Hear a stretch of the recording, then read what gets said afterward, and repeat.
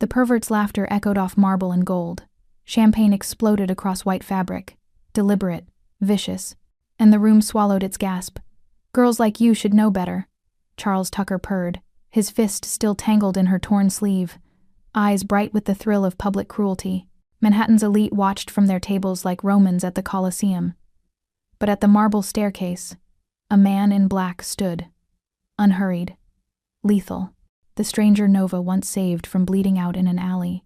And the look in Salvador Palermo's eyes promised that Tucker had just signed something far worse than a death warrant. If you're drawn in by this moment and want to see how far this story goes, don't forget to subscribe and tell us in the comments where you're watching from. Your support helps us keep turning real emotions and dark secrets into powerful stories. The penthouse on the 68th floor had been designed to make gods feel mortal. Swarovski chandeliers dripped light like frozen rain. Orchids from Singapore perfumed the air with the scent of money that never asked prices. Italian marble stretched beneath Louboutin heels and hand-stitched Oxfords, while a 12-piece orchestra played Vivaldi as if beauty could sanitize the rot beneath all that wealth. This was Manhattan's upper echelon at play, where a single champagne bottle cost more than rent, and humanity was optional if your net worth had enough zeros.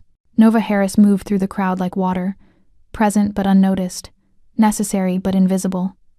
At 25, she'd perfected the art of existing in spaces that didn't want her. A second-year medical student at Columbia, she'd taken the weekend catering job because her scholarship had fallen short by $3,000, and her pride wouldn't let her ask her mother, who'd already sacrificed everything, for one more penny. Her natural curls were pulled into a sleek bun that took 40 minutes, and a YouTube tutorial. Her hands balanced a silver tray loaded with cocktails that cost more than her anatomy textbook, and her face remained a mask of professional calm, even as entitled fingers snapped at her like she was furniture with a pulse. Charles Tucker was exactly the kind of predator who thrived in rooms like this. 38 years old, arms broker to crime families and dictators, with a reputation for collecting expensive things, art, cars, and women who weren't interested. His wife had divorced him 2 years ago after finding photos he'd kept like trophies, but his accounts kept growing, his connections deepening, and in his world, consent was just another commodity he could afford to ignore.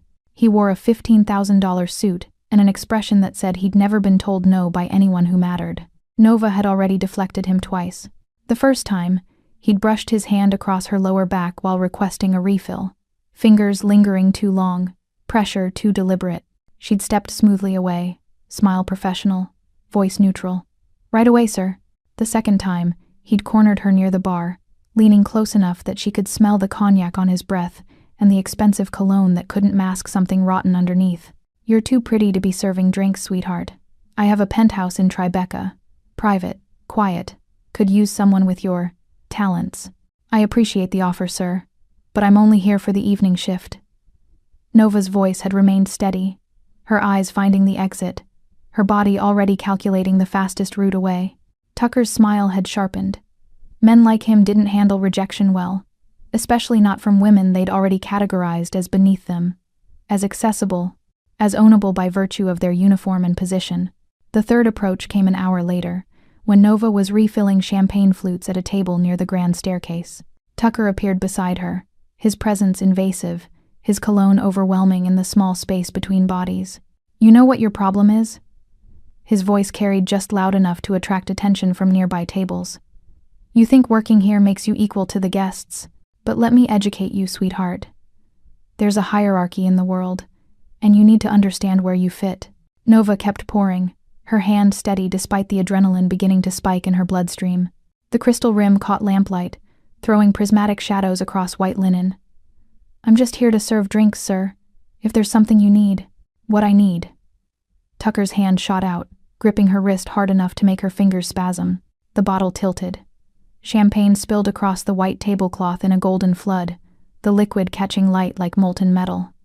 The sharp, yeasty scent of it filled the air, too sweet, cloying, mixed with something metallic that might have been fear or the tang of Tucker's cologne. "Is for girls like you to remember their fucking place." The room seemed to inhale collectively. A champagne flute shattered somewhere behind them, the crystalline pop impossibly loud in the sudden hush. The orchestra faltered, violins stuttering into silence mid-phrase, the absence of music more damning than any scream. Tucker's other hand grabbed the front of Nova's uniform. Not the collar, but the fabric across her chest. And pulled. The sound of ripping cotton was obscene in the sudden silence, like skin tearing, like something irreversible. Buttons scattered across marble like dropped coins, each one bouncing with a tiny, bright sound that echoed in the cathedral-like space. Nova's throat worked once. A single, involuntary swallow that she couldn't control.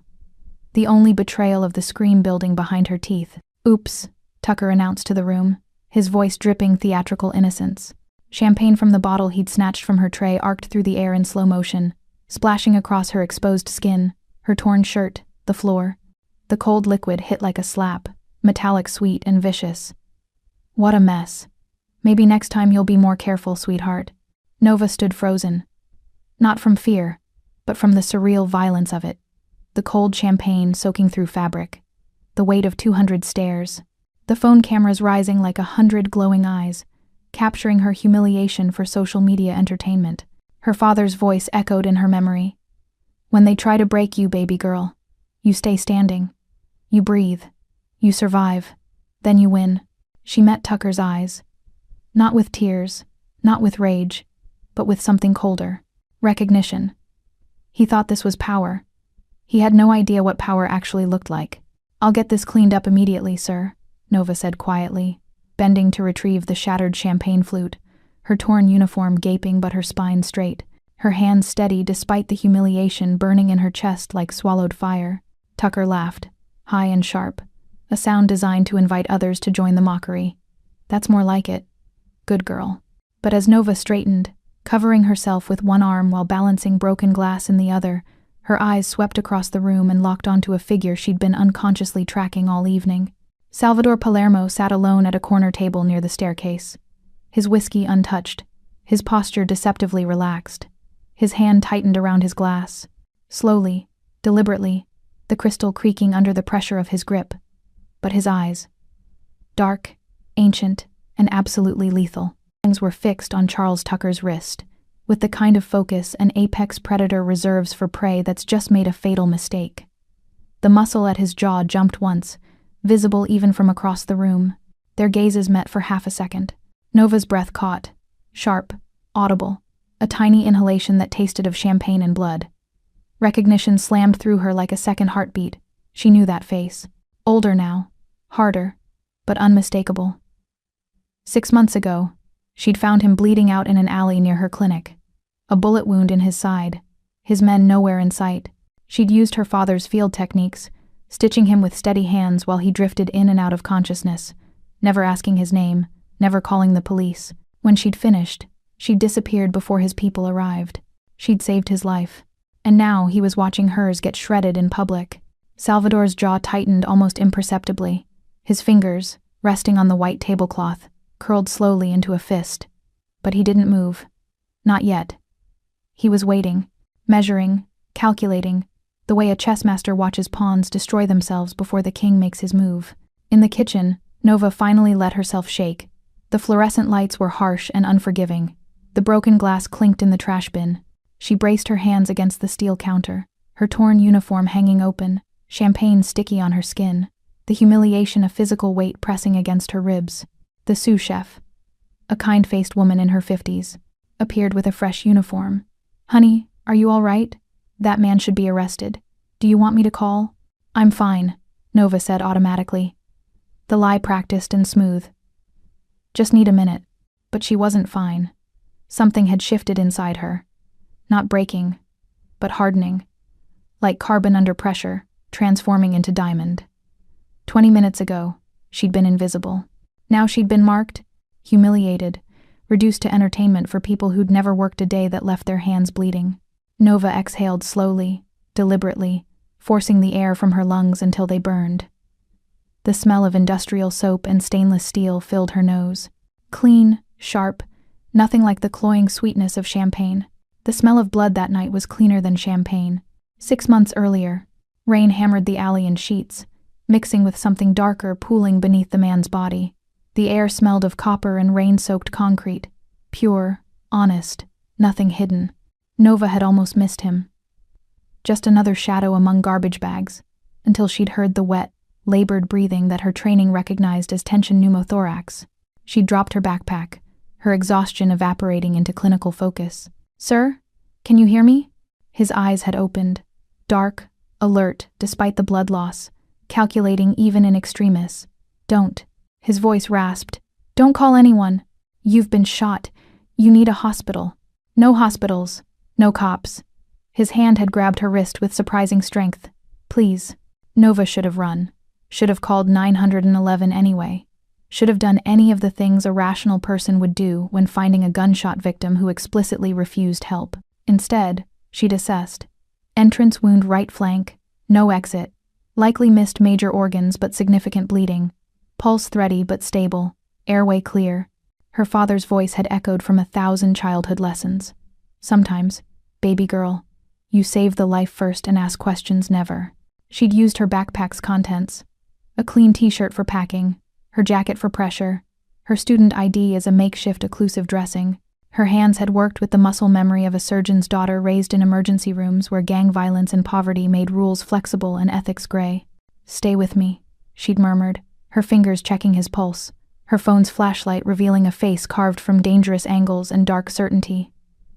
"What's your name?" "Doesn't matter. It matters if you die in my hands." A ghost of a smile. "Then I'll die blessed." She'd worked for 20 minutes, stabilizing him enough that he wasn't actively dying, knowing his people would come. Men like this always had people. When she'd heard car doors slamming at the alley's entrance, she'd packed her bloody supplies, paused with her hand on his chest to feel his heartbeat strong and steady beneath her palm. "Stay alive," she'd whispered, and then she'd vanished into the rain. Present. What Nova didn't know, what she couldn't have imagined, was that the man who'd watched her humiliation was the same man whose pulse she'd held together with surgical thread. That Salvador Palermo had been searching for her for 6 months, that he'd been watching her from the shadows, ensuring she was safe, paying her rent through anonymous wire transfers, keeping the predators at bay. Until tonight, until Charles Tucker had made the catastrophic mistake of touching the one woman Salvador had claimed as sacred. Nova pulled on the fresh uniform, her hands no longer shaking. She'd survived worse. She'd survived her father dying when she was 16, survived raising her younger sister while finishing high school with perfect grades, survived the men who'd assumed her skin, her gender, her circumstance made her easy prey. She would survive this. But as she walked back toward the main hall, she didn't realize she was walking into something far more dangerous than public humiliation. She was walking into the crosshairs of an obsession 6 months in the making. A mafia boss who decided that patience was overrated and violence was a perfectly acceptable way to claim what he considered his. The orchestra had resumed playing, but the atmosphere had changed. Conversations were hushed, electric. Charles Tucker held court near the bar, recounting his performance to a circle of laughing sycophants, each one eager to be associated with the man cruel enough to humiliate a waitress for sport. You should have seen her face. Honestly, someone needed to put her in her place. These diversity hires are getting ridiculous. Nova moved along the perimeter, refilling glasses, her face a professional mask. But she could feel Salvador's eyes tracking her across the room. A wait, a promise, something coiled and waiting. Tucker noticed her return and grinned, raising his voice. "Look who's back. Persistent little thing, isn't she? I'll give her that. She's got spirit. Maybe I should make another offer. Private party. Just you, me, and that attitude I'd love to." The sentence died, because Salvador Palermo was standing. It wasn't dramatic. He simply rose from his chair with the unhurried grace of a man who'd never rushed toward anything because the world waited for him, not the other way around. But every person with survival instincts felt the temperature drop. Tucker's circle went quiet. The orchestra faltered, a single violin note hanging suspended, wavering. Conversations stuttered into silence as Salvador crossed the marble floor, his footsteps deliberate, his hands in his pockets, his expression almost bored. If you didn't see his eyes promised execution. "Charles," Salvador said softly, stopping 3 feet from Tucker, close enough to be intimate, far enough to make Tucker step back instinctively. "Enjoying yourself?" Tucker's confidence flickered. Everyone in this room knew who Salvador Palermo was, knew the family name, the reputation, the body count associated with that quiet voice. But Tucker's ego and his champagne-soaked bravado overrode his common sense. "Palermo. Didn't see you there. Just having a little fun with the help. No harm done. No harm. Salvador's voice remained soft, almost contemplative. You tore her uniform, assaulted her in front of 200 witnesses, but no harm. Jesus, it was just a joke. She's fine. These girls are tougher than they. Touch her again. The command was spoken so quietly that only Tucker and the closest observers heard it. But the weight of it, the promise embedded in those 3 words, made Tucker's face go pale. What? I said. Salvador took 1 step closer, and Tucker stumbled backward, bumping into the bar. Touch her again. Right now. I want to see if you're as brave with me watching as you were when you thought she was alone. The room held its breath. Tucker laughed. High, nervous, his bravado cracking. Come on, Palermo, don't be dramatic. It's not like she's your. The gunshot was impossibly loud in the enclosed space. Champagne bottles exploded behind the bar, glass erupting in a shower of glittering shards. The sound like ice breaking, like crystal screaming. Liquid gold sprayed across mirrors, across expensive suits, across Tucker's face. The orchestra's strings shrieked into silence. Someone screamed. Tucker collapsed to his knees, clutching his shoulder, blood flowering across his expensive shirt like a crimson rose blooming in fast forward. Salvador hadn't even pulled his weapon fully from his jacket. The gun had spoken through fabric, smoke rising from the exit hole, his expression unchanged, bored, almost, as if shooting a man at a charity gala was no more interesting than ordering coffee. He crossed to Nova in 3 strides, removed his jacket, and draped it over her shoulders with surprising gentleness, covering her torn uniform. His hands didn't linger. His voice dropped to a whisper only she could hear. I tried to stay away from you, Angel. I really did. But they keep trying to touch what's mine. Nova's eyes widened. What? Not here. Salvador's hand hovered near her elbow. Close but not touching. An invitation rather than a command. Cars outside. We need to leave before someone decides to be heroic. I'm not going anywhere with. 6 months ago. Alley behind St. Vincent's. Bullet in my side. Your hands kept me breathing. Salvador's eyes finally met hers fully, and the intensity there made her breath catch. I've been looking for you ever since, Nova. And now that I've found you, I'm not losing you to garbage like him. Sirens wailed in the distance. Salvador's men materialized from the crowd. 6 of them, silent and efficient, creating a corridor toward the service exit. Tucker moaned on the floor, his friends too terrified to move. Salvador extended his hand. Nova looked at it. At the blood on his cuff, the power in his stance, the terrible certainty that stepping into his world would mean leaving her old life in ashes. But Tucker's laughter still echoed in her ears. The feeling of fabric ripping, the cameras, the humiliation, and beneath it all, a darker truth. She'd saved this man's life once. Maybe he'd just returned the favor. Or maybe, her medical training whispered warnings about Stockholm Syndrome and trauma bonding. She was making a catastrophic mistake. Salvador's hand remained steady, patient, waiting. One night, Nova heard herself say, "You get me out of here, then I'm gone." His smile was small, knowing, and absolutely lethal. Of course, Angel. Whatever you need to tell yourself. And as his fingers closed around hers, warm, steady, possessive, Nova Harris stepped out of one nightmare and into something far more dangerous. The obsessive protection of a man who'd spent 6 months learning everything about her, who'd just committed murder to defend her honor, and who had no intention of ever letting her go. The door closed behind them. The sirens grew louder.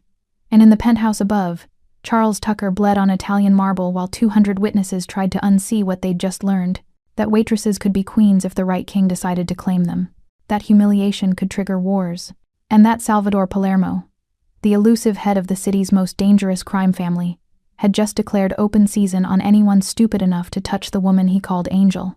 If you've made it this far, you know this night is just the beginning. Subscribe now to follow what happens when power, obsession, and justice collide, and let us know your city or country in the comments. Every view and comment helps us keep these stories alive. The service corridor was all concrete and exposed pipes. The unglamorous skeleton beneath the penthouse's golden skin. Nova's heels echoed against bare floor as Salvador's hand remained at her elbow, guiding but not gripping, a courtesy that somehow felt more dangerous than force. Wait. She stopped, pulling away, his jacket still warm around her shoulders. I need to understand what just happened. Salvador's expression remained unreadable. You were assaulted, I intervened. Simple. You shot him. I shot near him. Tucker's shoulder will heal. His voice carried no regret, no justification, just fact. If I'd wanted him dead, he'd be dead. Nova's medical training kicked in automatically. He needs pressure on that wound. Possible brachial artery involvement. If no one's applying. His people are handling it, and you're deflecting, Angel. That word again. Angel. Spoken like a name he'd given her long before tonight. Don't call me that. Why not? It's what you were that night. Salvador leaned against the concrete wall, giving her space, his blood-speckled cuff visible in the dim emergency lighting. October 16th, 11:47 p.m. You came out of your clinic shift, took the alley shortcut because you were tired and the subway was 3 blocks farther. Found me bleeding out near the dumpster. The memory slammed back with sensory precision. The clean, honest smell of blood mixing with rain. So different from tonight's champagne-soaked chaos. You never looked back, Salvador said softly, watching her face in the corridor's harsh light. Just disappeared like smoke. My men found me 60 seconds later, but you were gone. I did my job. That's all. Your job? His voice hardened slightly. You saved the head of the Palermo family using techniques my own doctors praised. You refused payment. My men left $10,000 in your clinic locker. You donated it anonymously to the hospital. And you never once tried to leverage what you knew. Nova's throat tightened. I didn't know who you were. No. But I knew who you were. Salvador pushed off the wall, closing the distance between them with predatory grace. Nova Harris, daughter of Dr. Marcus Harris, the trauma surgeon who saved my father's life 18 years ago after a hit went wrong. He never asked for payment either. Never leveraged. Just stitched the wound and walked away. The air left her lungs. You knew my father? My father never forgot him. When Marcus Harris died, Salvador's voice softened fractionally. We sent flowers. Anonymous. Because men like us can't publicly mourn the good ones without putting targets on their families. Fate layered on fate. Her father's ghost had bound them before she'd ever touched Salvador's blood-soaked skin. That doesn't make me yours, Nova said, her voice steady despite the chaos in her chest. Tonight doesn't make me yours. Saving you doesn't make me yours. Salvador's smile was small, dark, and absolutely certain. No, you're right. You're not mine, Nova. Relief started to bloom. But you are under my protection, whether you accept it or not. I don't want. What you want became irrelevant the moment Charles Tucker put his hands on you in a room full of people who knew my reputation. Salvador's tone remained soft, but steel threaded through every word. He didn't humiliate a random waitress. He touched the woman who saved my life, the daughter of the man who saved my father. That makes you familia, blood family, by the old codes, and familia is sacred. I'm not part of your world. You've been part of it since the night you chose not to let me die. From the ballroom, muffled by walls and distance, Tucker's voice suddenly boomed through the sound system, loud, slurring, hysterical. I think Palermo can just shoot whoever he wants? Think he owns people? That waitress is nothing. Nothing. And I'll prove it. Someone find that black bitch and bring her back here. We're not done. The microphone cut off abruptly. Scuffling. Shouts. Salvador's phone buzzed. He glanced at the screen, his jaw tightening. Tucker's men are trying to mobilize. He's putting a price on you. 50,000 to whoever brings you to him alive. Nova's blood went cold. What? He's baiting me, publicly, trying to force my hand. Salvador's eyes met hers, and for the first time she saw something beyond control. A barely leashed violence that made the gunshot seem like a warning shot. Which means you can't go home tonight. Can't go to your apartment, your sister's dorm, anywhere he might look. You're with me until this is handled. I'm not. You're under my protection, Salvador repeated, his voice dropping to something almost gentle, almost apologetic. And protection isn't a request, Angel. It's a fact. You can hate me for it tomorrow. Tonight, you stay alive. Tucker's laughter bled through the walls again. Manic, damaged, dangerous, and Nova realized she'd stepped out of one cage and into another. This one lined with silk and lethal devotion, guarded by a man who'd just declared war on her behalf. A man whose life she'd saved, who now intended to save hers, whether she wanted him to or not. Nova tried to return to the ballroom, tried being the operative word. Salvador's hand caught her elbow before she'd taken 3 steps toward the service entrance. Where do you think you're going? Back to work. Nova pulled against his grip, not hard enough to make a scene, but firm enough to make her point. I need this job. The money. My tuition payment is due in 6 days, and I'm still short. Your tuition is paid. She froze. What? Has been for 3 months. Anonymous donor through the University Foundation. Salvador's expression remained neutral, but something flickered in his eyes. Possession disguised as generosity. You really think I'd let you struggle when I owed you my life? Anger flared hot in Nova's chest. You had no right. I had every right. You saved me. I pay my debts. He released her arm but didn't step back. But if you want to go back in there and pretend tonight didn't happen, be my guest. Tucker's waiting.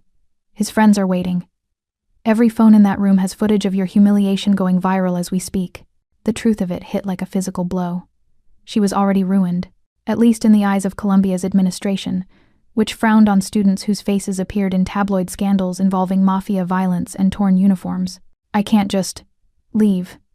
They won't pay me for tonight if I... Salvador pulled out his phone, typed something, and showed her the screen. A wire transfer confirmation. $5,000 to her account. For your trouble. Consider it hazard pay. I don't want your... Then donate it. Burn it. I don't care. Salvador pocketed the phone, his patience clearly thinning. But you're not going back in that room, Nova. Not while Tucker's still breathing my air. Before she could respond, a man appeared from the shadows of the corridor. Tall, lean, with eyes like surgical steel and a face that had forgotten how to smile. Boss. Tucker's making noise. Wants an apology. Public. Salvador's laugh was soft and utterly devoid of humor. Luca, this is Nova. Nova. My consigliere. Luca Varsi. He's about to deliver 3 warnings to Mr. Tucker. Standard protocol. Standard? Nova's medical training kicked in. What does that mean? It means, Luca said, his voice carrying the accent of someone who'd learned English as a weapon. We give people 3 chances to make the right choice before we make it for them. Salvador's hand settled on her lower back. Warm, proprietary, gentle enough to feel like a caress. Stay here. This won't take long. Through the service entrance's narrow window, Nova watched it unfold like a stage play. Luca approached Tucker. Now bandaged, drunk, surrounded by nervous sycophants, and spoke quietly. Too quiet to hear, but Tucker's face went from pale to red in seconds. He's asking for an apology. Salvador murmured beside her, his breath warm against her ear. He'd positioned himself behind her, not quite touching but close enough that she felt his presence like heat from a flame. Public. On record. Tucker's response was loud enough to carry. Apologize? To a fucking waitress? Tell Palermo to go to hell. Nova's fingers curled against the window frame. Salvador's hand found hers, briefly, his thumb tracing her knuckles before releasing. That's one. Luca stepped away, phone to his ear. 30 seconds later, Tucker's phone rang. Nova watched the color drain from his face as he listened, his hand gripping the bar rail hard enough to whiten his knuckles. What just happened? Nova whispered. His shipment from Odessa. 40 million in military-grade hardware waiting at port. Salvador's voice remained conversational, almost bored. It no longer exists. Seized by customs. Shame about the anonymous tip. Tucker was shouting now, spittle flying, his friends backing away like he'd become radioactive. He grabbed a champagne bottle, drained it, hurled it against the wall. The glass shattered, another sharp crystalline pop that echoed through the space. He's going to double down, Nova said quietly. Men like him always do. Salvador's hand settled on her waist. Possessive, protective. You know men like him? I grew up around them. Different tax bracket. Same entitlement. She turned her head slightly, finding his face inches from hers. This isn't going to de-escalate. No, Salvador agreed, his eyes dark and certain. It's not. Palermo men materialized from the crowd.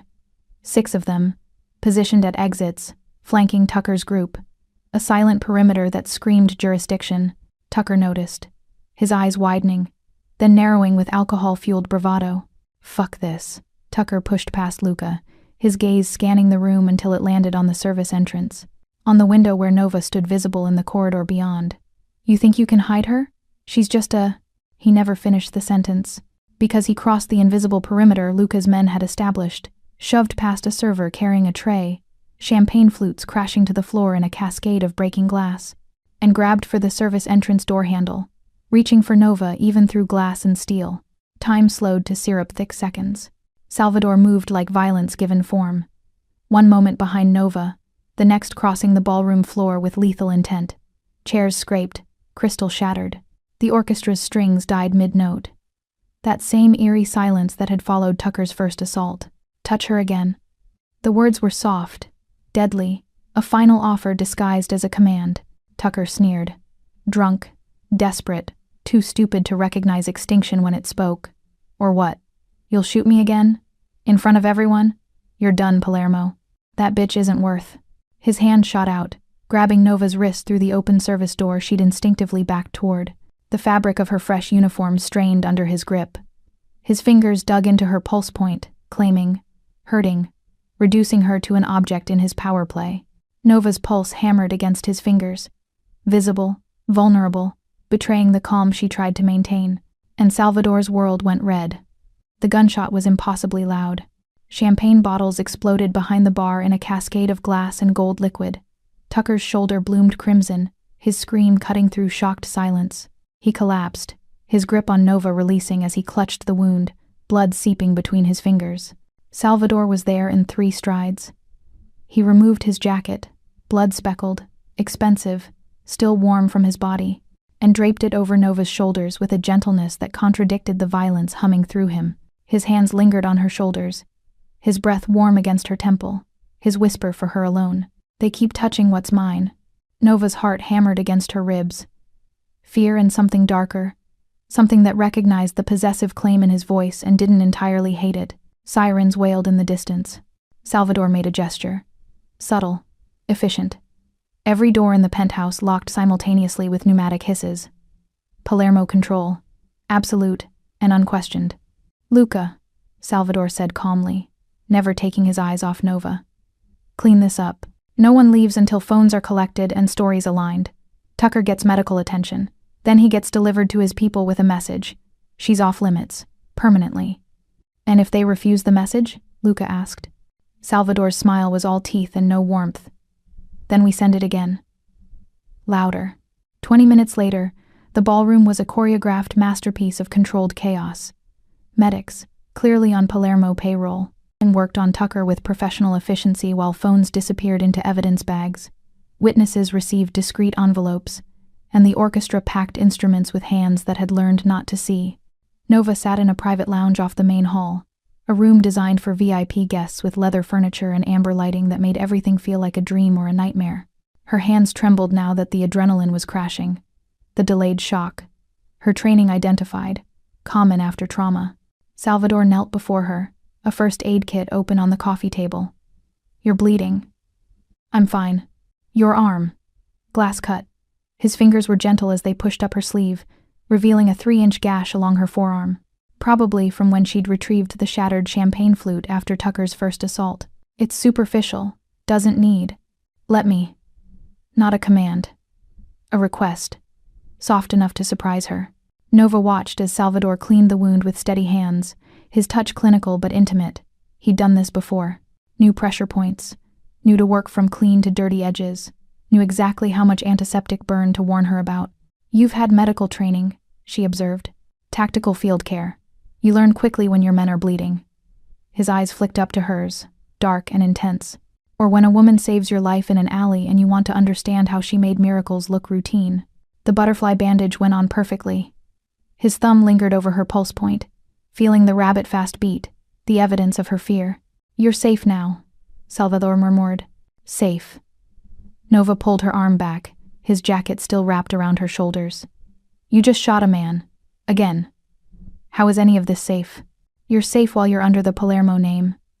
He stood, returning the first aid kit to its cabinet with deliberate calm. That's how it works, Nova. My name is a shield. My reputation is a wall, and anyone who crosses that wall gets shot. I understand the metaphor. It's not a metaphor. Salvador turned, his expression hardening. Tucker put hands on you twice, made threats, tried to destroy you publicly. That's not something I forgive. Ever. I didn't ask for your protection. No. You asked me to stay alive 6 months ago. His voice dropped, intimate and dangerous. Consider this reciprocation. Nova stood, needing distance, needing to breathe air that didn't smell like his cologne and violence. I don't want to be owned. I'm not offering ownership. I'm stating fact. Salvador followed her to the window overlooking Manhattan's glittering sprawl. The moment you stitched my wound, you became important to me. The moment Tucker touched you, you became sacred. Those aren't choices, Nova. They're consequences. Of what? Of being the kind of woman who saves monsters and calls it medicine. He stood beside her, their reflections ghostly in the glass. Of being Marcus Harris's daughter, a man who taught me that honor still exists.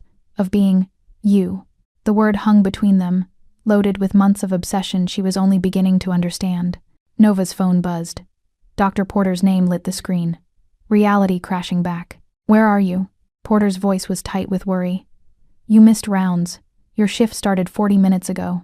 If you don't have a medical emergency, we need to talk about. I'm sorry. I had an incident. I'll be there as soon as. Salvador's hand closed over hers, gently ending the call. You're not going to the hospital tonight. I have responsibilities. You have a target on your back. Salvador's jaw tightened. Porter will understand when I explain. Your medical career will be here tomorrow. Your life might not be if Tucker's people find you. You can't just. The lounge door opened. Luca entered, tablet in hand, his expression grim. Boss. Problem. Salvador took the tablet, his face going dangerously still as he scanned the screen. He turned it toward Nova. Security footage. Grainy but clear. Tucker's men. 5 of them. Surrounding the venue's parking structure. Armed. Organized. And on the screen, a 6th man approached a black sedan, popping the lock with professional efficiency. Nova's black sedan. Her license plate visible. They have your address, Luca said flatly. Your schedule. Your sister's dorm location. Tucker made calls from the ambulance. He's mobilizing before we can neutralize him. Nova's blood went ice cold. Ava. 17 miles away at NYU. We have men en route, but... Luca glanced at Salvador. Tucker's people are closer. Salvador's hand found Nova's, his grip strong and sure. She'll be safe, I promise you. But we need to move. Now. My headquarters. Full security. Ava will be brought there under protection. I want to call her. No phones. They could be tracking. Salvador was already moving, Luca flanking them as they exited into the secured corridor. You're with me until this is handled. Non-negotiable. Nova wanted to fight, wanted to reclaim her autonomy, her normal life, her illusion of control. But the image of Ava, 19 years old, brilliant, innocent, in Tucker's crosshairs, made the choice simple. She let Salvador lead her toward the private elevator, toward his world of blood and protection, and toward a cage that was starting to feel less like captivity and more like the only safe place in a city that had suddenly become a battlefield. And as the elevator doors closed, Salvador's hand remained in hers. Warm, possessive, the touch of a man who'd decided she was worth burning the world for, whether she agreed or not. Palermo headquarters occupied floors 42 through 45 of a building in Midtown that officially housed a private equity firm. The elevator required 2 key cards and a retinal scan. The security made Fort Knox look trusting. Nova stepped into a world of dark wood, leather, and technology that probably cost more than her medical school debt. Floor to ceiling, windows overlooked the city. Monitors displayed security feeds from locations she couldn't identify. And everywhere, on desks, in corners, silent and watchful, were men who looked like they'd been carved from violence. Nova searched for words that wouldn't sound judgmental. Excessive? Salvador finished, shrugging out of his blood-speckled shirt, revealing a torso mapped with scars. The one on his right flank, the one she'd stitched, was a pale line among older, darker wounds. Welcome to the family business. He pulled on a fresh shirt from a closet that appeared to function as a full wardrobe. Nova tried not to notice the way fabric stretched across his shoulders, the economical grace of his movements. I'm not staying here, she said firmly. You'll protect Ava. I appreciate that. But I have exams in 3 days. Rounds to make up. A life that doesn't include. She gestured at the monitors. The armed men. All of this. Salvador buttoned his cuffs, his expression unreadable. You think you can go back to normal after tonight? I have to. Tucker won't stop. Men like him don't. He crossed to a massive desk, tapped a monitor. The screen filled with a web of connections. Names, photos, transactions. Tucker's face at the center. He's not just an arms broker. He's leverage for 3 families. Attacking him means attacking them, and they'll retaliate. Then why did you? Because he touched you. Simple. Absolute. Some things are worth wars. Luca entered, phone to his ear, speaking rapid Italian. He ended the call, met Salvador's eyes. Ava's secure. She's in the car. ETA 12 minutes. But boss, there's a problem. What kind? Tucker's putting feelers out. Not for retaliation, for information. Luca pulled up a file on another screen. He's asking questions about Nova's family, specifically about her father. Nova's stomach dropped. Why would he? Because he's smart enough to know that shooting him wasn't random. Salvador's jaw tightened. He's digging for connections, trying to understand why you're important enough to me that I'd risk a war. My father's been dead for 9 years. There's nothing to find. Your father, Salvador said quietly, saved my father's life. That's documented in our family records. Codes, dates, payments offered and refused. If Tucker finds that connection, he'll use it. He'll weaponize your father's memory, your mother's clinic, your sister's future. Nova felt the walls closing in, not the physical ones of this fortress, but the invisible chains of debt and honor and violence that had been wrapping around her since the night she'd chosen to save a bleeding stranger. I won't let you turn Ava into. She's already part of this. Salvador's voice was gentle but implacable. The moment you became important to me, everyone you love became collateral. That's the reality. I'm not asking you to like it. I'm telling you how it is. Then maybe you should have let me walk away 6 months ago. I tried. The admission was raw, unguarded. I tried for 6 months, watched you from a distance, made sure you were safe without interfering. But tonight, when he grabbed you, Salvador's hands fisted. I stopped being able to pretend I could stay away. The door opened. Ava burst in. 19. Brilliant. Furious. With 2 Palermo guards flanking her. Nova, what the hell is going on? These men showed up at my dorm saying you were in danger, and... Ava stopped, taking in Nova's haunted expression. Salvador's predatory calm. The monitors displaying violence potential in real time. Oh my God, what did you do? She saved someone's life, Salvador answered before Nova could. And I'm repaying the debt. You're both under my protection until the threat is neutralized. Protection? Ava's voice rose. You mean prisoners? Ava, Nova started. No, you don't get to drag me into your drama. I have midterms. I have. Ava's phone buzzed. She looked at the screen, her face going pale. It's a photo. Of me. Outside my dorm. 15 minutes ago. With a message. Trade her for your sister. Midnight. Or, I start sending pieces. The room went deathly silent.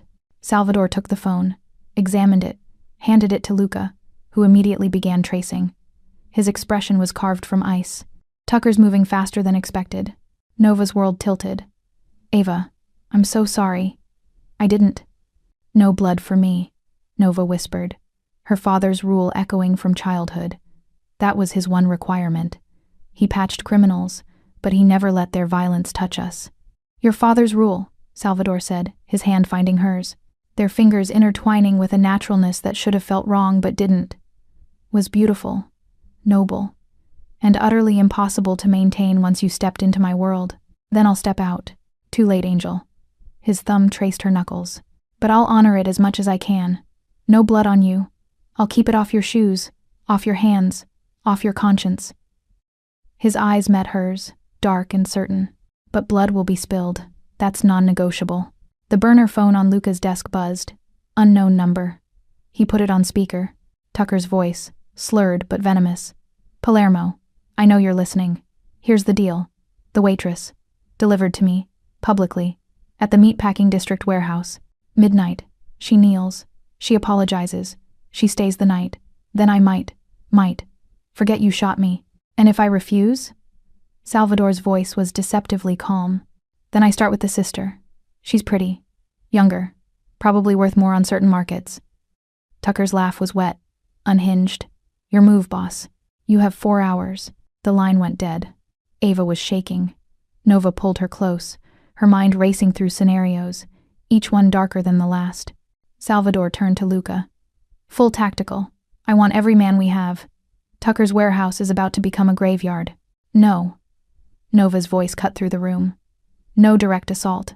He'll kill her the moment he sees your men coming. Then what do you suggest? Nova met his eyes, her father's training and her own survival instincts crystallizing into a plan. You said Tucker's smart, so we make him think he's smarter. We give him what he wants. Me. But on my terms. Salvador's expression went dangerously still. Absolutely not. It's the only way to get Ava clear and… I said no. His hand cupped her face, tender, possessive, terrified beneath the control. I just got you. I'm not handing you to a man who wants to break you. Then you'll get my sister killed. Nova's voice didn't waver. And I'll never forgive you. Or myself. The monitors hummed. The city glittered beyond bulletproof glass. And in that moment, Salvador Palermo, man who'd built an empire on violence and control, realized he'd lost the only battle that mattered, because the woman he'd claimed as his was about to walk into hell, and the only thing he could do was make sure she walked back out, even if it meant burning the entire world to light her way home. Nova stood at the tactical table in Salvador's war room, a blueprint of the meatpacking district warehouse spread before her like a surgical field. She'd spent 2 hours memorizing every exit, every sightline, every variable that could turn this exchange from negotiation to massacre. You're not going in there, Salvador said for the 4th time, his patience fraying. I am. Nova's finger traced the warehouse's eastern entrance. Tucker wants humiliation, public submission. He gets theater. Controlled, recorded, with your men positioned here, here, and here. She marked positions with the tactical precision of someone who'd grown up translating her father's field medicine into strategy. Ava gets released first. Non-negotiable. Then I deliver his apology. Then we leave. And when he decides theater isn't enough? Luca asked, his skepticism thick. Then your men execute Plan B. Nova met Salvador's eyes. But I need to be there. Ava won't trust anyone else. And Tucker needs to believe he's won. At least for the 60 seconds it takes to get her clear. Salvador's jaw worked. Every instinct screamed to lock Nova away, to handle Tucker with bullets and fire. But he'd watched her for 6 months, knew her mind worked like his, seeing patterns, calculating odds, refusing to be helpless. You wear a vest, he finally said. You stay within my sightline. And the moment, the second, he touches you wrong, I end him. Agreed. The warehouse at midnight was a cathedral of rust and shadows. Floodlights carved harsh angles across concrete. Tucker waited at the center, bandaged shoulder visible beneath his open jacket, a badge of victimhood he was already weaponizing. 6 men flanked him. Ava knelt nearby, zip-tied but unharmed, fury and fear warring in her eyes. Nova walked through the entrance alone. As agreed, her steps echoing in the cavernous space. The sound bounced off metal beams, multiplying, making her feel smaller than she was. Salvador's voice whispered through the earbud hidden beneath her hair. I have you. 12 men on perimeter. Say the word. Mr. Tucker. Nova stopped 10 feet away, her voice steady despite the metallic taste of fear coating her tongue. I'm here. Release my sister. Tucker's smile was all teeth and vindication. Not yet, sweetheart. First, we discuss terms. You spend tonight with me, voluntarily. And your mafia boyfriend issues a public apology for shooting an unarmed businessman at a charity event. Counteroffer. Nova kept her hands visible, non-threatening. I issue a statement calling the incident a misunderstanding caused by overcrowding and stress. You donate $50,000 to Harlem Medical Center's trauma fund in my father's name, and you leave my family alone, permanently. Tucker laughed. The sound wet and manic, echoing in the empty space. You think you're negotiating? You're the product, honey. Not the buyer. I'm the only thing standing between you and a war you can't win. Nova took 1 step closer. The concrete beneath her feet was cold, even through her shoes. Take the deal. Save face. Walk away. For a moment, something flickered in Tucker's eyes. Calculation. Self-preservation. Then, his ego overrode survival instinct. Grab her. The lights died. Darkness swallowed the warehouse. Muzzle flashes strobed like lightning. Palermo teams moving with surgical precision. Nova dropped, muscle memory from her father's drills taking over. She crawled toward Ava's position, found her sister's bound wrists, used the tactical knife Salvador had insisted she carry. Stay down, Nova hissed, covering Ava's body with her own, as bullets carved the air above them. The sound was deafening, sharp cracks that made her ears ring.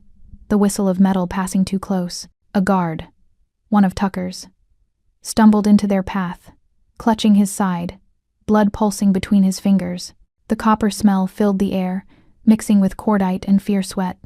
Nova's training overrode fear. She pressed her hands to the wound, applied pressure, her voice calm. Steady. Breathe. You're not dying tonight. The man's eyes widened, shocked that his enemy's woman was saving his life. Lights flooded back. Palermo men had Tucker's crew disarmed, zip-tied, subdued. But Tucker himself was gone. A service exit hanging open, the sound of a car engine roaring into the night. Salvador appeared beside Nova, his weapon still drawn, his eyes scanning her for injury. Then, he saw what she was doing, hands covered in blood, stabilizing a man who'd tried to kidnap her, her focus absolute. "You're okay?" His voice was rough. "He needs a hospital. Arterial bleeding. 5 minutes, maybe less," Salvador signaled. Medics moved in. He pulled Nova to her feet, his hands framing her face, checking for wounds, for trauma, for any crack in her armor. "You saved him." "That's what I do." Nova's hands were shaking now. Adrenaline crash imminent. On the far wall, carved into concrete with something sharp and desperate, Tucker's final message: "You can't own what won't stay." Salvador read it, his expression going dangerously still. "He's wrong." "Is he?" Nova pulled away, exhaustion and anger finally breaking through. "Because from where I'm standing, I'm in your world whether I chose it or not. You chose to save me. Everything else is consequence. I chose medicine, not this." Salvador's phone buzzed. Luca's voice clipped. "Tucker's mobile. Heading toward the financial district. We can intercept." "No." Nova's voice cut through. "Let him run. He's already lost.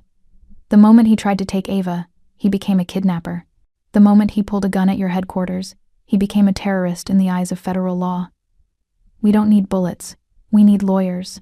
Salvador stared at her. This woman who thought like a strategist, who saved enemies, who'd just rewritten his entire approach to warfare. "You're terrifying," he murmured. "I'm practical." Nova met his eyes. "And I'm done being a chess piece. Either I'm a partner in this, or I walk." "Partners," Salvador said slowly. The word foreign but not unwelcome. "Then let's finish this your way." Salvador's penthouse was 60 floors of steel and glass. Beautiful, isolated, and utterly suffocating. For 3 days, Nova lived in luxury that felt like captivity. Drivers materialized whenever she needed to move. Guards flanked every door.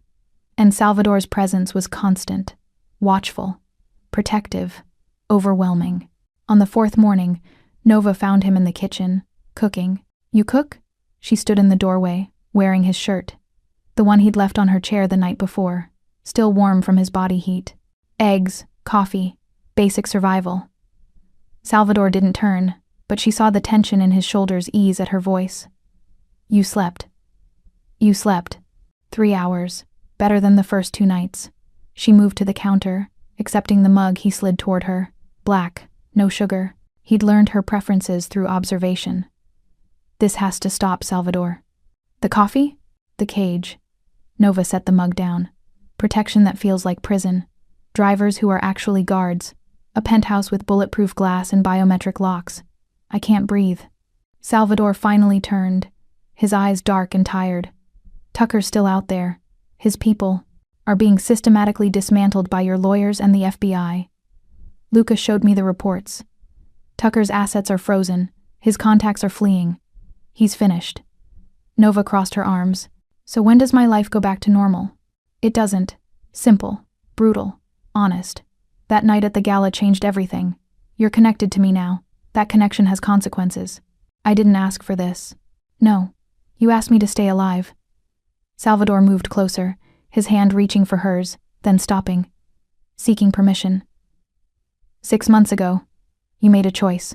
I'm making one now. I should have left you alone. Should have paid your debt from a distance and never spoken to you. But I couldn't. Why? Because I'm selfish. The admission was raw. Because the moment you touched me, spoke to me, saved me, I knew. You were different.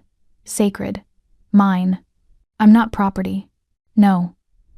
He finally closed the distance, his hand cupping her face with devastating gentleness. You're the woman who haunts every thought. Who makes me want to be something better than a man built from violence? Who saved my life and didn't ask for anything in return? His thumb traced her cheekbone. I don't own you, Nova, but I will protect you, even if you hate me for it. That night, Nova woke gasping from a nightmare. Tucker's hands, ripping fabric, cameras flashing. She found Salvador sitting in the chair beside her bed, fully dressed, watching her sleep with eyes that never quite closed. How long have you been there? Since you fell asleep. 2 hours. No apology in his voice, just fact. That's possessive, obsessive, unhealthy. Salvador's smile was tired. I know what I am, Angel. But when you stop breathing in your dreams, I need to be close enough to wake you. That's non-negotiable. Nova should have been disturbed. Should have demanded boundaries. Instead, she felt something dangerous unfurl in her chest. Safety, twisted with desire. Come here. Salvador's eyes widened fractionally. Nova, not for that. Just... She pulled back the blanket. If you're going to watch me sleep, at least be comfortable. He moved like a man approaching something breakable. Lay beside her on top of the covers, maintaining space, his body radiating warmth and restraint. Nova turned toward him, her hand finding his. This doesn't mean I'm staying. I know. It doesn't mean I forgive you for taking over my life. I know. But right now, just for tonight, I need to not be alone. Salvador's fingers tightened around hers. Then I'm here, for as long as you'll let me. In the morning, Nova woke alone. But on the bedside table sat a keycard. Glossy, black, with a handwritten note. Elevator access. No restrictions, no guards following. You can leave any time. I won't stop you. S. Nova held the keycard, felt its weight, its promise of freedom. She didn't use it. An hour later, Luca burst into the penthouse, tablet in hand, his expression grim. Boss, Tucker's making moves. Meeting with the Kozlov family tonight. They're fronting him capital for a full strike against our assets. Docks, shipments, processing centers. If they coordinate. When? Salvador was already moving toward the war room. 8 hours. Brighton Beach. Their territory. Salvador met Nova's eyes across the room. I need to handle this. Then handle it. Nova stood. But not alone. And not with bodies if we can avoid them. Nova. Partners. Remember? She moved to the tactical table. Show me what we're working with.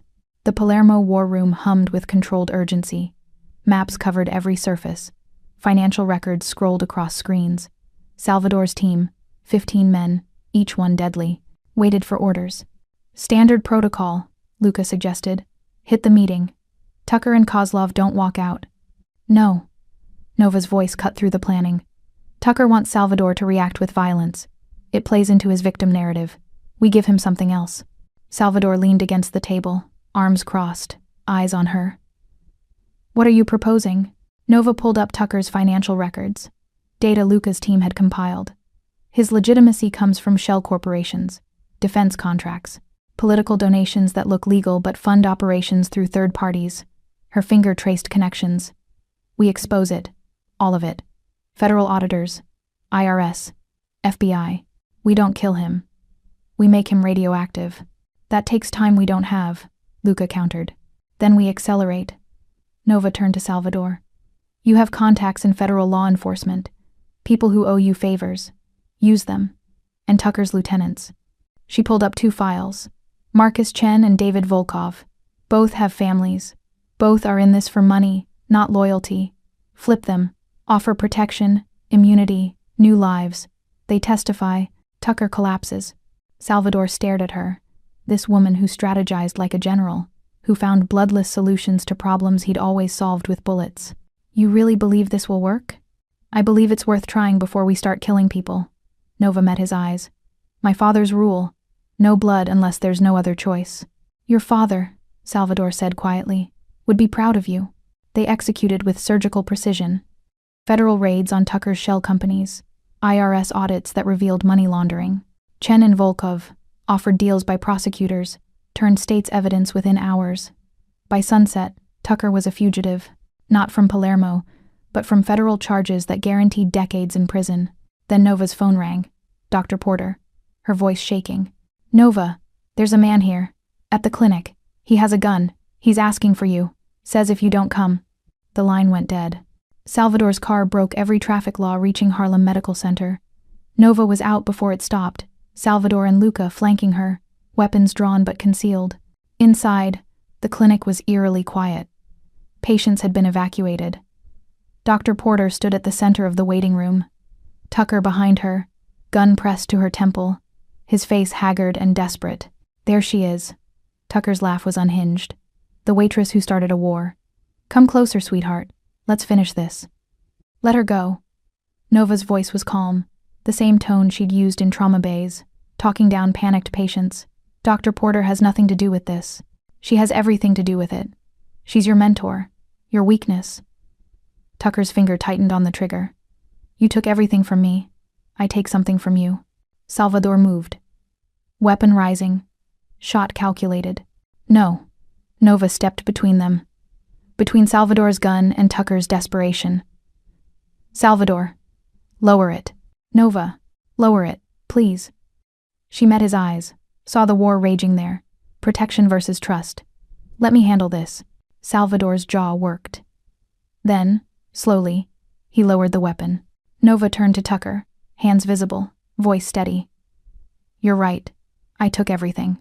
Your reputation, your money, your freedom. All of it. And you want revenge. I understand that. Then you understand why she has to. But killing her doesn't hurt me, Tucker. It makes you a murderer. And you're already facing life in federal prison. Add first-degree murder to that, and you'll never see daylight again. Nova took one step closer. The air smelled of fear, sweat, and desperation. Or you can walk away. Right now. Disappear before the FBI closes in. You've got maybe an hour before they triangulate your phone. Run. Survive. That's the only play you have left. Close. Tucker's hand wavered. You think I'm stupid? I think you're cornered. And cornered men make bad choices. Nova's voice softened. My father used to say, the bravest thing a man can do is know when the fight's over. This fight's over, Mr. Tucker. You lost. But you don't have to die tonight. Time suspended. Tucker's eyes darted. Calculating. Desperate. Weighing death against flight. Then he lunged. Not at Porter, but at Nova. Weapon swinging wild. A final act of spite. The gunshot was precise. Luca's bullet took Tucker in the shoulder. Same placement as Salvador's shot at the gala. Surgical and deliberate. Tucker collapsed, weapon clattering across linoleum with a metallic scrape that echoed in the sudden silence. Dr. Porter stumbling free into Nova's arms. Ambulance is 2 minutes out, Luca said calmly, already zip-tying Tucker. FBI right behind them. Sirens wailed. Closer, closer. The sound of law finally catching up to chaos. Salvador moved to Nova, his hands framing her face, checking for injury, for trauma, for cracks. You stood in front of my gun. I stood in front of his desperation. There's a difference. Nova was shaking now, adrenaline finally crashing. Did it work? Is it over? FBI will take him. Federal charges, kidnapping, attempted murder, money laundering, arms trafficking. Salvador's thumb traced her jaw. You just talked down a man with nothing to lose. That was either brilliant or suicidal. Both. Nova almost smiled. Definitely both. The FBI swarmed the clinic. Tucker was loaded into an ambulance under guard, and a federal agent approached Nova with a badge and a very serious expression. Miss Harris, we'll need a statement. Multiple statements. This case involves federal crimes, interstate conspiracy, and, the agent glanced at Salvador, organized crime elements we'll need to discuss. You're not under arrest, but we need your cooperation. Nova felt the trap closing. Testify and become a witness in a federal case against Tucker and possibly others, or refuse and face obstruction charges. Salvador's hand found hers. She'll cooperate, through her attorney, and any statements will be made through official channels with immunity guarantees in writing. The agent frowned but nodded. We'll be in touch. As they left, Salvador whispered, You're about to become very visible. Federal witness. Your name in court documents. Every detail of that night public record. I know. Nova's voice was steady. But at least it's the truth. The legal truth. Not bullets in the dark. Your father would be proud, Salvador repeated. I'm certain of that. 6 weeks later, Charles Tucker pleaded guilty to 18 federal counts. His empire dissolved into seized assets and testimony. His former partners scattered, and Nova Harris testified. Calm, precise, devastating. In a closed hearing that made headlines without showing her face, Salvador kept his promise. Tucker's seized properties, warehouses, accounts, front companies, were liquidated. The proceeds funded the Marcus Harris Trauma Medicine Scholarship at Columbia, endowed in perpetuity, dedicated to training doctors for underserved communities. Nova finished her rotation with honors. Dr. Porter wrote a recommendation that called her the finest young physician I've had the privilege to teach. And slowly, carefully, Nova rebuilt her normal life. But normal had changed. She still lived in her own apartment, but Salvador's guards were discreet now. Shadows she only noticed when she looked for them. She still took the subway, but a black car was always 3 blocks behind, just in case. And 3 nights a week, she found herself at Salvador's penthouse, not captive, not claimed, but choosing to be there. They cooked together, argued about case law and tactical strategy, fell asleep on opposite ends of his couch and woke tangled together. One night, Salvador found her on his balcony, the city glittering below, her father's watch, the one she never took off, catching streetlight. "Regrets?" he asked, handing her wine. "About which part? The gala? Tucker? You? Any of it?" Nova considered. "I regret that Ava had to be scared, that Dr. Porter was put in danger, that people got hurt because I made a choice in an alley 6 months ago. And me?" She turned, met his eyes, dark, patient, absolutely devoted. "You're the complication I didn't know I needed, the protection I didn't ask for, the man who makes me feel terrifyingly safe and dangerously seen." "That's not an answer. It's the only one I have right now." Nova stepped closer, her hand finding his. "I'm not yours, Salvador. Not the way you wanted. Not property or possession or debt repaid." His jaw tightened. "I know, but I am choosing you, every day, on my terms, in my way." She rose on her toes, pressed her lips to his, soft, deliberate, a promise and a boundary. "Stay free, stay mine. Both can be true if you say it." Salvador's arms came around her, steady, sure, holding her like she was the only solid thing in his violent world. "Both can be true. I'll make them true." 3 months after the gala, Nova received an invitation on expensive cardstock, the Palermo Foundation annual benefit, honoring Marcus Harris Memorial Fund. Black tie. She stood in Salvador's penthouse, wearing a dress he'd had made. Midnight blue, elegant, with a neckline that showed the faint scar from Tucker's champagne glass. Salvador appeared in the doorway, devastating in formal black, his expression soft with something that looked like worship. "You kept the scar." "It's part of the story." Nova touched the pale line on her collarbone. Hiding it would be letting them win. They arrived at the venue, same penthouse that had hosted the gala, now scrubbed clean of trauma, reimagined. The same chandeliers glittered overhead, casting the same frozen rain of light. The same orchestra played, strings weaving through conversations. But this time, Nova walked through the entrance on Salvador's arm, her name on the guest list, her head high. Whispers followed. Some recognized her, others didn't. It didn't matter.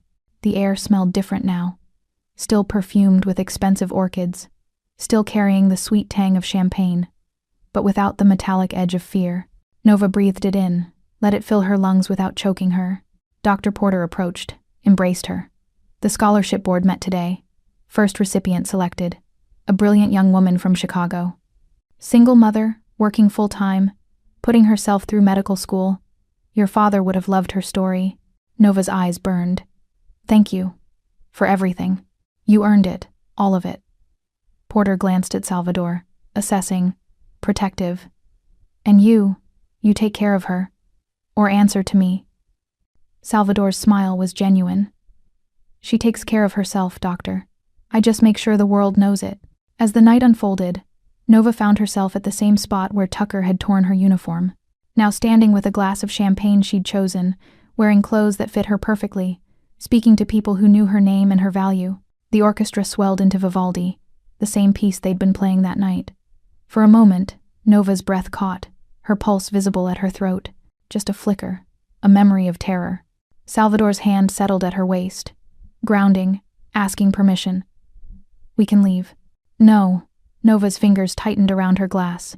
The crystal was cool, solid, real. "I'm exactly where I need to be." He appeared beside her moments later, his hand settling at her waist. Possessive but asking permission. Regrets now? None. Nova leaned into him slightly, the gesture natural. They tore my dress to mark me, but I let the world see the scar and made a crown from the thread. A crown, Salvador murmured against her temple, his lips brushing her skin. That you forged yourself. I'm just the man who made sure no one touched it again. Is that all you are? No. His voice dropped to that dangerous softness that made her pulse quicken. I'm the man who will love you. Obsessively, protectively, probably unhealthily, for the rest of my life. Whether you marry me, live with me, or only visit 3 nights a week. The terms are yours, Angel. I'm just grateful to be included. Nova turned in his arms, her hand finding his face. This man who'd killed for her, who'd given her freedom, who'd learned to love her on her terms instead of demanding she meet his. Then let's start with 4 nights a week, and see where that takes us. 4 nights, Salvador agreed, his smile slow and devastating. And every day in between, I'll make sure you remember you chose this, chose me, chose us. Across the room, Ava stood with Luca. An unlikely friendship that had formed during those 3 days of captivity, built on shared protectiveness and mutual exasperation with their respective family members. She caught Nova's eye, raised her glass in a silent toast. You survived. We survived. Nova raised hers in return. We did more than survive. The orchestra shifted into something new. Not Vivaldi, but a modern piece. Something that acknowledged the past without being trapped by it. Couples moved to the dance floor. Salvador extended his hand. Dance with me? I don't know how. Neither do I. We'll figure it out. Nova took his hand, let him lead her onto the floor. They moved awkwardly at first, her medical precision meeting his tactical certainty, neither quite matching the rhythm. But then Salvador pulled her closer, his hand firm at her back, and whispered, Stop thinking. Just feel. So she did. She felt the warmth of his body through expensive fabric, the steady beat of his heart against her cheek, the way his hand held hers, tight enough to claim, gentle enough to release if she asked, the scent of his cologne mixing with champagne and orchids, and the faint copper tang that would always remind her of the night she'd saved a stranger in the rain. I'm terrified of you, Nova whispered. Good. Salvador's breath was warm against her ear. I'm terrified of you too. That's how I know it's real. What if I break you? Then break me. I'll put myself back together and come back for more. He pulled back enough to meet her eyes. You think I don't know what this is? You're not just under my protection, Nova. I'm under yours. You could destroy me with a word, with a choice. And I'm choosing to give you that power anyway. Why? Because the alternative is living without you. And I've tried that for 6 months. I'd rather risk destruction than go back to that half-life. The song ended. Another began. They kept dancing. Around them, Manhattan's elite watched. Some with envy, some with judgment, all with recognition. The waitress who'd been humiliated had become the woman on Salvador Palermo's arm. The victim had become the architect of her own resurrection, but Nova barely noticed them. Her attention was on the man holding her, the one who'd made her the center of his violent world and then given her the key to walk away, the one who'd honored her father's memory by funding futures instead of ending lives, the one who'd learned that the strongest cage is the one someone walks into willingly, not because they have to, but because they've finally found someone worth staying for. Later, as the gala wound down and guests departed in their expensive cars, Nova stood at the same window where she'd first locked eyes with Salvador that night.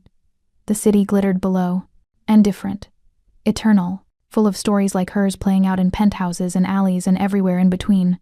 Salvador joined her, jacket off, tie loosened, looking more human than she'd ever seen him. What are you thinking? He asked. That 6 months ago, I saved your life in an alley, and tonight, in this same building where I was humiliated, I'm standing beside you as an equal, as a partner. Nova turned to face him. That's not luck. That's not fate. That's choice. Mine. Yours. Ours.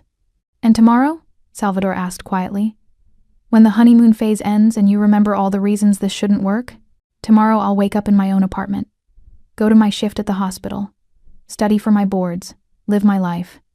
Nova's hand found his. And tomorrow night, I'll come back here. Not because I have to.